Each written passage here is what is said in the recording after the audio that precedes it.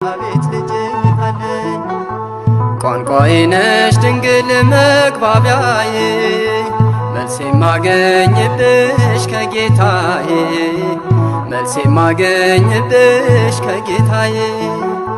ባንቺ ቀርብ ያለው ከአምላኬ ፊት ቤቴ ሞልቶልኛል በበረከት ቤቴ ሞልቶልኛል በበረከት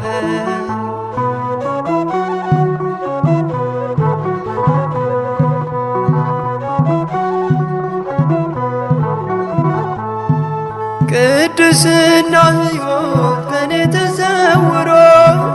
በውሸት በሐሜት አንደበቴ ታስሮ በማምላክ ምልጃ አዲስ ሰው ሆኛለሁ